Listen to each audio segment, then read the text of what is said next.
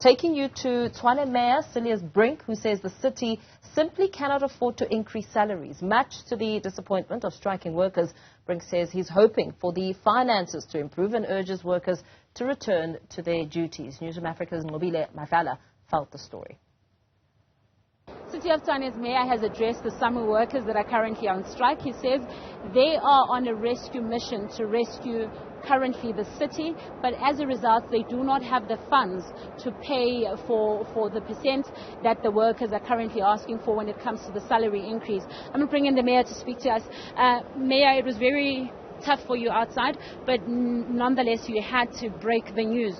So are you then not going to pay the workers? So I just want to be very clear that the decision to seek exemption from the bargaining council from paying these increases, which we must do, it's not the decision of the mayor or the city manager, it's the municipal council. When we adopted the budget, that was one of our resolutions, and it's one of the items in our financial rescue plan.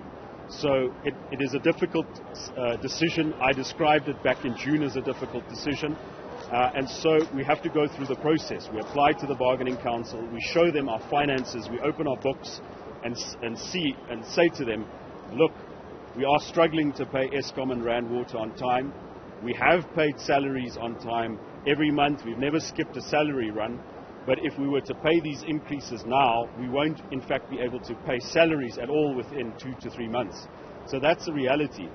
I appreciate that workers also suffer under high cost of living, under the fact that our economy hasn't been growing for almost a decade. We value workers, we value the role of trade unions, but we have to look at the financial sustainability of the city as a whole. So if we do achieve the recovery that we set out to achieve, we will relook the situation at a future time, but making that kind of promises on the stump would be really irresponsible. And I mean, I do understand that, like you said, you can't commit to anything at this point. But in the meantime, the workers have said that they will continue with what they call a meeting and not a strike. What does that mean for the services for the people in Tshwane now? How are you going to deliver these services?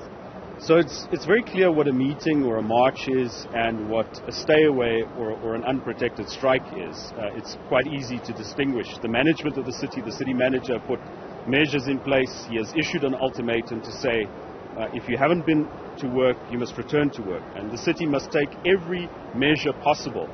And as I explained to the workers here, it's not management or the political leadership that they punish, it's the residents of Tshwane who have to suffer electricity outages, water outages. So we will take all steps to protect the interests of residents and the long-term sustainability of Tshwane, which includes the interests of the workers. And I mean, whilst we talk about the interests of the workers, we know that 4 people are currently on bail. They've been charged. 11 also set to appear in the magistrate court. They will be appearing by Friday. What happens to those workers when they come back to work, because now they've been charged? So there are disciplinary steps, and we have to take it. If you look at some of the charges, public drunkenness, destruction of property, intimidation, if we step back from that and not act against it, we would be betraying not only the residents of the city to whom we owe the obligation of services, but also to the majority of workers who don't engage in those tactics. So the rules of engagement between employer and employee must always be very clear. And that's why I've said we must stick to the collective agreement, we must stick to the contracts, the agreements that we have with each other. Otherwise, everything unravels in uncertainty and chaos.